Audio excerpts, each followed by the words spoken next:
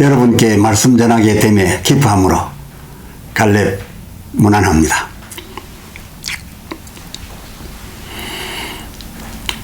시리즈 주제명은 예수 임마누엘 이름입니다. 오늘의 제목은 처녀가 잉태한 아들 임마누엘, 그 본문 봉독하겠습니다. 이사야 7장 14절과 그리고 또 마태 1장 22절로 23절 읽겠습니다. 그러므로 주께서 친히 징조로 너희에게 주실 것이라. 보라, 처녀가 잉태하여 아들을 낳을 것이요 그 이름을 임마누엘이라 하리라. 마태복음 1장 22. 이 모든 일에 된 것은 주께서 선지자로 하신 말씀을 이루려 하심이니 가라사대, 보라, 처녀가 잉태하여 아들을 낳을 것이요 그 이름은 임마누엘이라 하리라 하셨으니, 이를 번역한 즉 하나님이 우리와 함께 계시다 함이라. 아멘. 오늘 이 첫 편은 시리즈 오프닝입니다. 징조에서도 이사야 7장 14절 처녀가 아들을 낳으리니, 또 이에 의하여 그 이루어짐에 마태복음 1장 23절도 처녀가 잉태하여 아들을 낳게 된, 이거야말로 처녀가 아들을 낳는다라고 하는, 그리고 낳았다라고 하는 이 일이 얼마나 샤킹하였던지,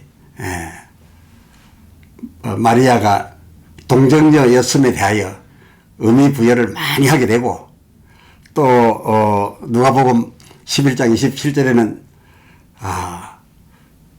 그를 뵌 태와 먹인 젖이 복되도다 하고, 그녀를 통해서 육신으로 오신 그 예수님의 몸의 인신, 그리고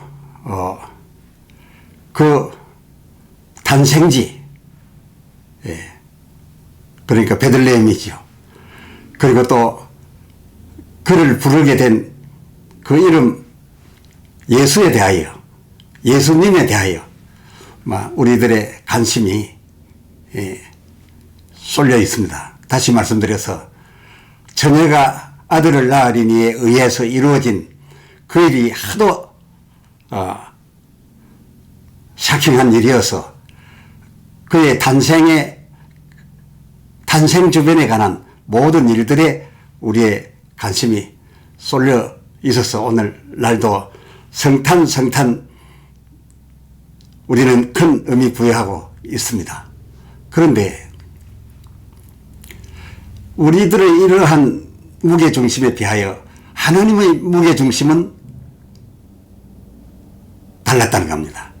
징조를 더 세밀히 관찰해서 살펴보면 하나님께서 두신 무게의 중심은 그의 몸으로 나신 일이나 성자적 인격, 또 그를 부를 때 쓰는 고유명사, 그러니까 큰 개념 없이, 개념의 의미 없이 그를 부를, 그에게만 주어진 그 부를 때 쓰는 이름, 거기에 머물러 있지 아니하고, 우리들처럼 거기에만 머물러 있지 아니하고, 하나님의 무게중심은 우리들의 거기에서 훨씬 더 나아가서 그 이름, 예수면 예수, 임마누엘이면 임마누엘, 그 이름이 품고 있는 개념, 그 개념을 그대로 그들의 그 글자를 우리식으로 번역한 그 번역에 중심을 더 두셨다, 그겁니다. 그 징조, 예수의 나심에 대한 징조가 그렇게 되어 있음을 앞으로 이제 찾아서 설명해 드릴 것입니다. 근데 그 번역의 내용은 무엇이냐? 그냥 우리가 부르는 그런 고유명사적 성명 이런 차원이 아니고 그가 행할 일, 그에게 주어진 사명, 명령, 그러니까 그가 할 일에 대하여 의미가 담겨 있는 그런 의미의 이름에, 그런 의미의 이름, 여기에 의미 부여를 더 하셨기로. 그 문제의 징조, 그 배경을 보면은, 우리들 생각 같으면은 예루살렘이 아니라 베들레헴이었겠다 싶은데,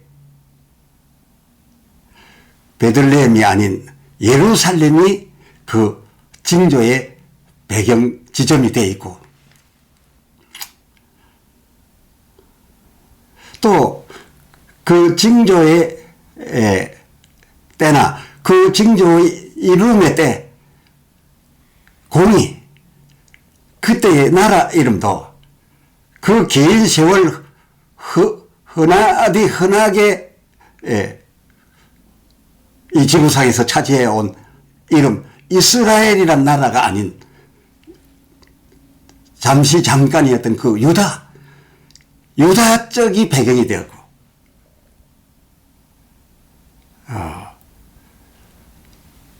임마누엘, 예수, 이 두 분에 대한 이름, 우리가 예수님 하는 그런 개념에 그에게 주어진 부를 이름에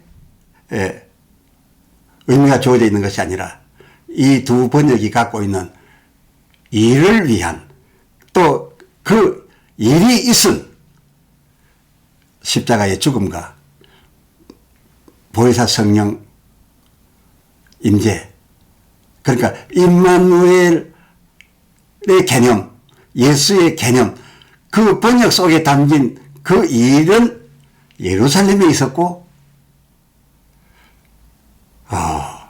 그 마지막, 생의 마지막 때에 있었으니까, 그 일이 예수의 죽음과 예수의 역할로는 그의 죽으심과, 그리고 임마누엘 이름 개념의 역할을 할 보혜사 성령 임재, 그래서 하나님이 영원히 우리와 함께 계시다 하심도 33년 예수님 그 전 생애가 아니라 그 끝자락 오순 안에 있었고, 징조가 가리킨 바가 그렇다 그겁니다. 하나님이 처녀가 아들을 낳으리니 하여 나신 우리에게 나게 하여 보내신 그 아들에 대한 하나님의 주안점은 예수의 33년 그 끝자락 50일 안에, 장소는 예루살렘, 나라는 유다이라고 할 때 였었다 그겁니다. 그러면 어찌하여 징조에 의한 그 이사야 7장 14절 처녀 잉태 아들을 두고 우리가 그 무게 중심을 탄생과 성육신에 더 두게 되었는지와, 우리들의 무게 중심은 탄생 배경에 성탄 지금까지도 예수님에 관한 절기 가운데 가장 비중을 두고 지키고 있는 예수님의 탄생, 그 성육신과 그 지경에 더 비중을 두게 되었는지와, 처녀의 잉태 하면 그래서 마리아, 예수의 어머니 마리아 다만, 마리아만 홀로. 그리고 이 역사 속에 처녀가 잉태하여 아들을 낳은 경우는 마리아 오로지 일뿐이다 라고 여기게 됐는지를 살펴드리려 합니다. 마태가 그의 1장 18절 예수 그리스도의 나심은 이러하니라로부터 시작해가지고서 그 25절, 1장 25절 하번절 이름을 예수라 하니라까지, 이름을 예수라 하니라까지 그 예수님의 동정 전혀 탄생 전반에 관하여 잘 기록하였습니다. 사실 그대로를요. 그렇게 기술을 잘 해 나갔는데 이 1장 1절부터 23절 이 기록 사이에 그 22절과 23절 이 모든 일에 된 것은 그러니까 예수 그리스도의 나심에 관하여 쭉 기술한 그 내용 이 모든 일에 된 것은 주께서 선지자로 하신 말씀을 이루려 하심이니 가라사대 23절 보라 처녀가 잉태하여 아들을 낳을 것이요 그 이름을 임마누엘이라 하리라 함이라 라고 하는 이 자기 나름의 견해 오늘로 말하면 주석이라 할 수 있겠죠. 이 자기 주석을 예수 그리스도의 나심은 이러하니라부터 시작하여 쭉 사실 그대로를 적어가다가 이 두 구절을 자기 주석으로 해서 뭔가 도움을 주려고 그랬는지 거기다 끼워 넣고 이제 그 나심에 관한 모든 내용을 마감하게 되어 있는 것이 지금 성경인데요. 그런데 그 마태그의 이 주석은 어디에 기초하고 있었는가 하면 사도행전 그 1장 6절 저를 포함한 모든 제자들이 대부분 그 주께 대하여 그러기를 바랐던 그 내용인데 그 하반절에 주께서 이스라엘 나라를 회복하심이 이때니까 당신이 지금 성육신하여 오셨는데 이제 결국은 우리 이스라엘 나라를 회복하여 주시지 않겠습니까? 우리는 그걸 바라고 있는데 라고 물어보았던 그런 사상을 가지고 있었습니다. 그런 줄 알았습니다. 예수님께서 이스라엘 회복의 일을 하시거나 완성하거나 하지 않고 그냥 십자가에 달려 돌아가시고 많은 뜻 하니까 제자들 전부 실망해서 그냥 엠마오로 내려가고 이런 행편이 되었던 그런 제자들의 그 세례 요한의 영향을 그동안에 쭉 받아왔던 그래서 도중에도 세례 요한의 예수님께 질문 오시니까 당신이 오니까 다른 일을 기다려오니까 했던 그 지식에 기초해 가지고서 앞에서 말씀드린 예수 그리스도의 나심에 관한 내용을 사실대로 역사적으로 기록해 나가다가 그 22절 23절 두 구절은 지금 말씀드린 이스라엘을 회복하시리로 기다렸고 그인 줄로 알고 있었어서 이 기초 이걸 기반으로 해서 주석을 넣었었다 그겁니다. 그런데 이들이 이런 생각을 갖고 질문을 했을 때 예수님 대답이 어떠했습니까? 너희가 말하는 그 이스라엘을 회복할 때라고 하는 그 때 그리고 그 일은 나의 할 일이 아니다. 내게 주어진 일이 아니다. 그건 언젠가는 하시겠지만은 내가 할 일이 아니고 하나님의 손에 달린 일이다. 7절 하반절 너희의 아는 바 그 아는 바가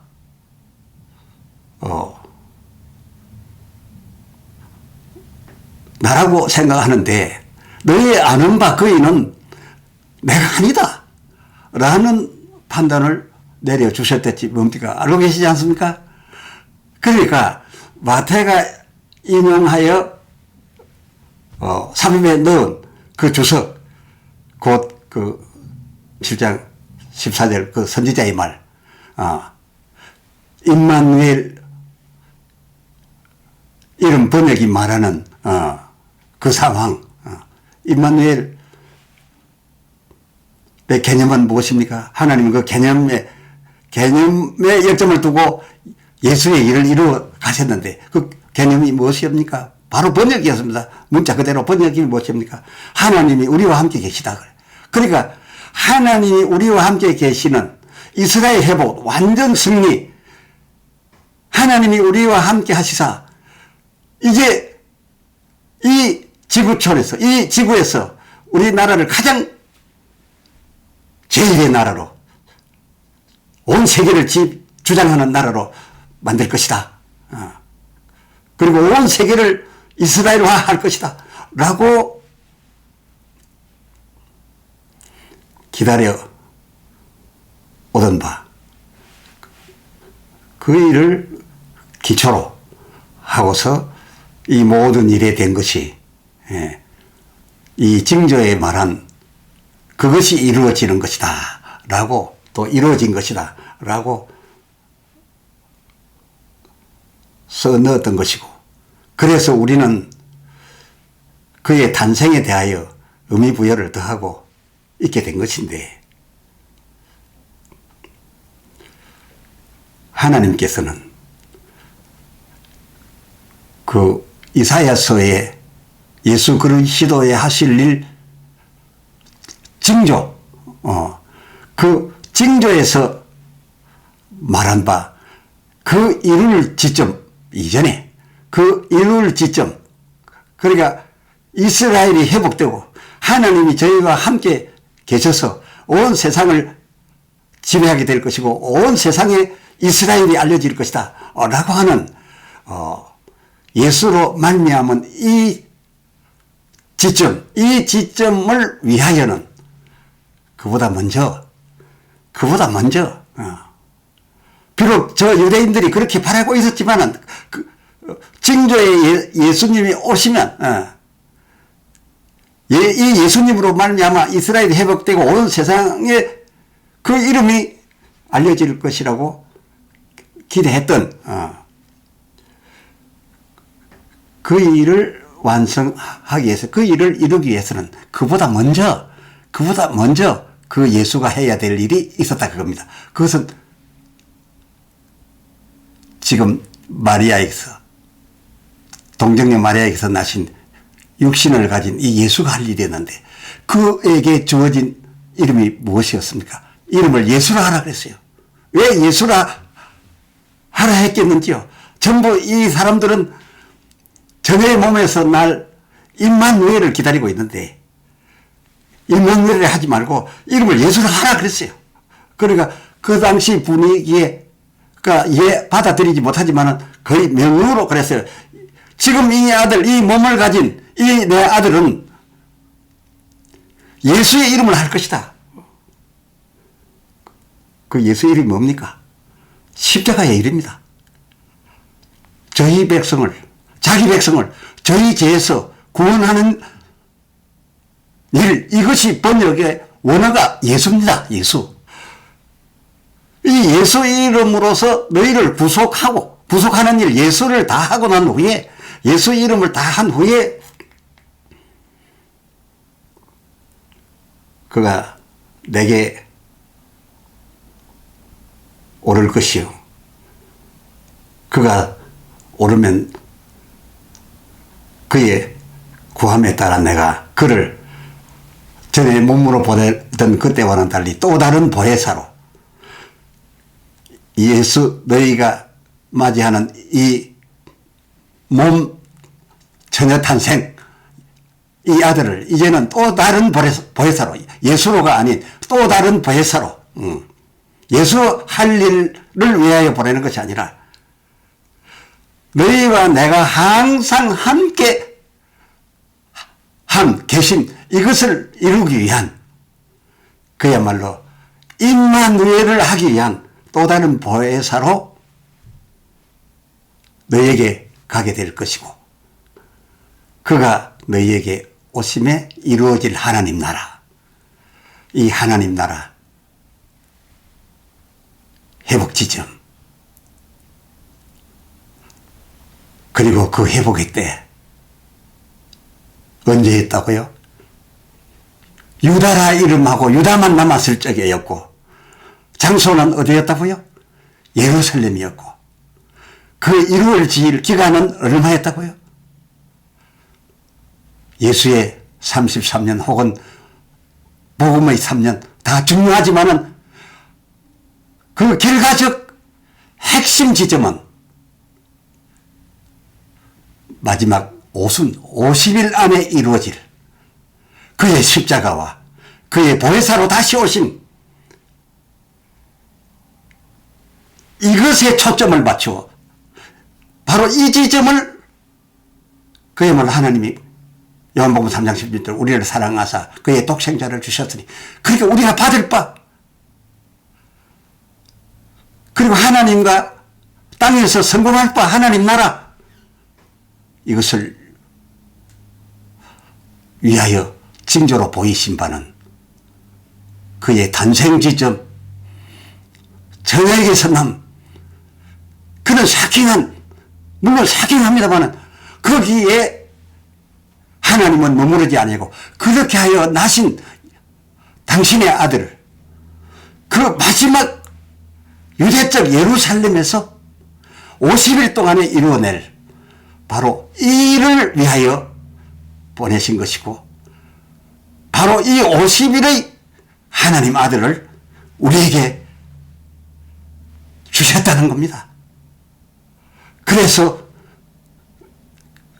그를 받음으로 구원도 받고 그래 예수로 인한 구원도 받고 임마누엘로 인한 영생까지 주례하심이었다.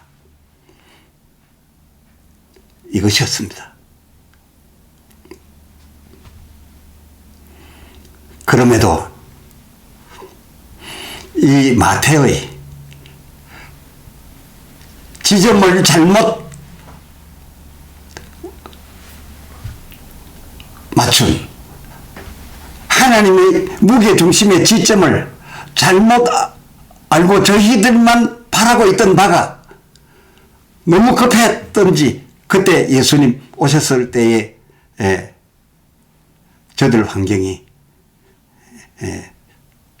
그 예수님으로 하여금 십자가 예수 이건 받아들이려 하지 아니하고 그저 임마누엘의 예수만 이기를 바랐던 관계로 예수 그리스도의 나심은 이러하니라부터 그 이름을 예수라 하니라까지의 사이에 이 저들의 지점 잘못 선택한 이 다른 지점이 더 다른 중요 지점이 예수님의 중요 지점이 빠지고 처음 출생 지점에다가 끼워둔 것으로서 오늘날 우리가 생각하는 예수님 나심의 중요도 그 중요도가 되지 않았나. 예수님의 성탄, 탄생 바로 그 부분이 우리의 중점이 되어서 우리 성탄은 하고 있는데 진정 하나님이 주시려 했고 또 우리가 받아야만 구원받고 영생할 그 예수의 마지막 지점 정말 그 예수를 보내기 전에 징조로서 하나님이 중요하게 여겼던 예수님의 그 마지막 지점에 대하여는 우리가 어쩌면 아멘으로 내 안에 받아들여 놓지 못한 게 아닌가 생각이 됩니다. 이런 문제들을 이어지는 시간으로 자세히 살펴드리겠습니다. 감사합니다.